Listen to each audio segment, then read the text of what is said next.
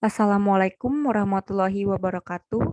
Perkenalkan, nama saya Nona Inasya dengan NIM 112010886 dari kelas MA 20 C13, Fakultas Ekonomi dan Bisnis, Universitas Pelita Bangsa. Pada hari ini saya akan menjelaskan tentang uji hipotesis. Tapi sebelum saya menjelaskan, saya ingin berterima kasih kepada Bapak Fatur Rahman Jamil STMM selaku dosen pengampu praktikum statistik yang telah memberikan tugas ini kepada kami selaku mahasiswanya. Baiklah, saya akan menjelaskan tentang uji hipotesis. Sebelumnya, apakah teman-teman sudah pernah dengar apa itu uji hipotesis ataupun hipotesis tersendiri itu? Baiklah, saya akan menjelaskannya. Hipotesis berasal dari penggalan kata hypo yang artinya di bawah dan tesa yang artinya kebenaran. Jadi, hipotesis adalah suatu dugaan yang perlu diketahui kebenarannya, yang berarti dugaan itu mungkin benar atau juga mungkin bisa salah.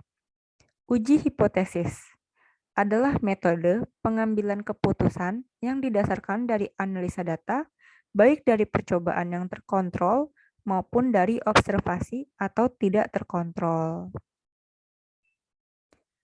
Hipotesis pun punya tujuan dan manfaatnya, yaitu tujuan uji hipotesis adalah untuk memutuskan apakah hipotesis yang diuji ditolak atau diterima. Manfaat hipotesis yaitu menjelaskan masalah penelitian, menjelaskan variabel-variabel yang akan diuji, pedoman untuk memilih metode analisis data, dasar untuk membuat kesimpulan penelitian.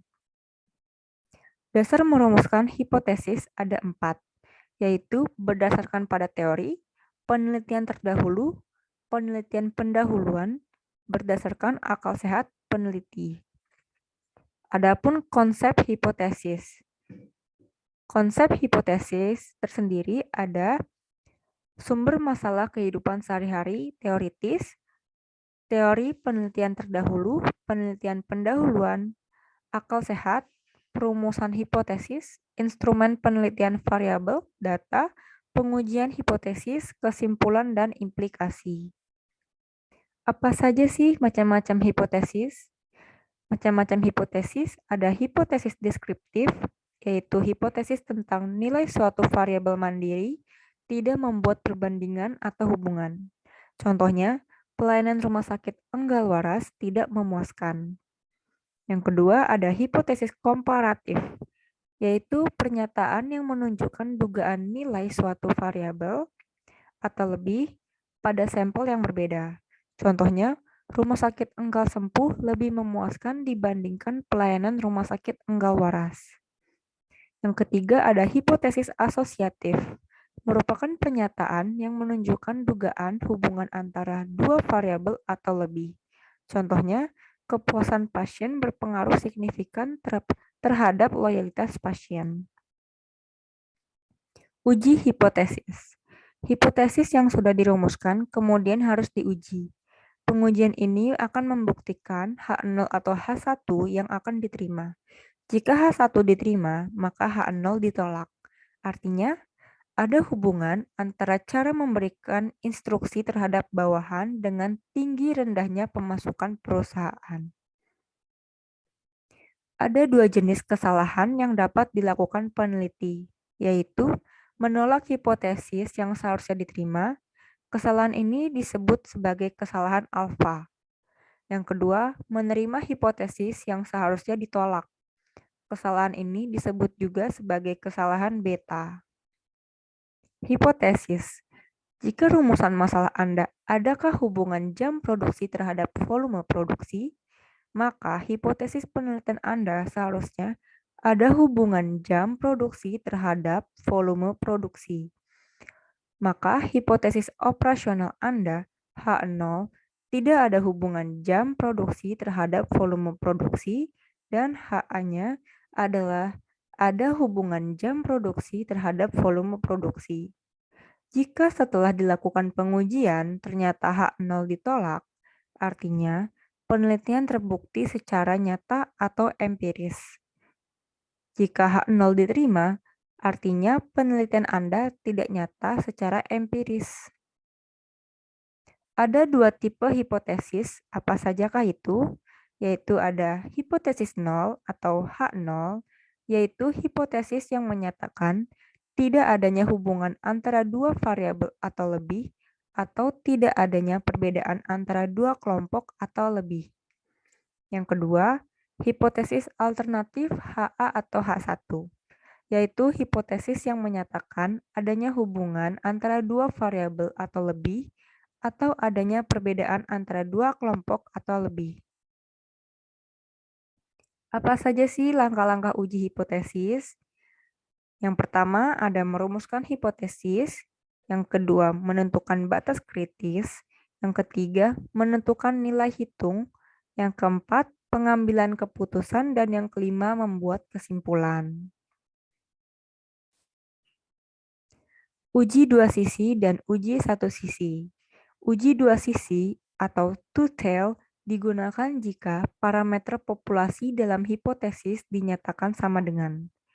Yang kedua, uji satu sisi one-tail digunakan jika parameter populasi dalam hipotesis dinyatakan lebih besar atau lebih kecil. Nah, di sini saya ada contoh uji hipotesis. Mari simak pertanyaannya. Akan diuji bahwa rata-rata tinggi mahasiswa PS Agrotek adalah 160 cm atau berbeda dari itu.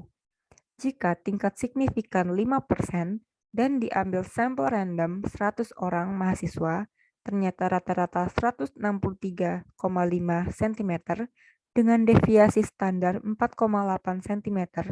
Apakah hipotesis ini benar? Berikut penyelesaiannya. Yang pertama, hipotesis H0 banding mu sama dengan 160, H1 banding mu tidak sama dengan 160. Tingkat signifikan 0,05. H0 diterima jika H0 ditolak jika Z kurang dari min Z alfa per 2 atau Z lebih dari ZA per 2. H0 ditolak jika Z kurang dari min 1,96 atau Z lebih dari 1,96.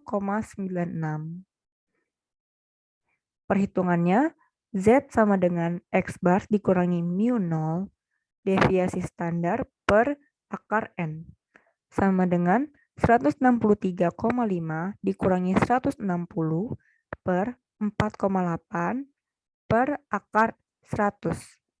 Hasilnya yang didapat adalah 7,29. Karena Z sama dengan 7,29 lebih dari 1,96, maka H0 ditolak. Jadi, H1 banding mu tidak sama dengan 160 diterima. Rata-rata tinggi badan mahasiswa PS Agrotek berbeda dari 160 cm. Baiklah teman-teman, saya kira cukup untuk penjelasan saya kali ini. Apabila ada perkataan saya yang tidak benar dalam pengucapan, saya mohon maaf. Kurang lebihnya juga saya mohon maaf. Terima kasih. Wassalamualaikum warahmatullahi wabarakatuh.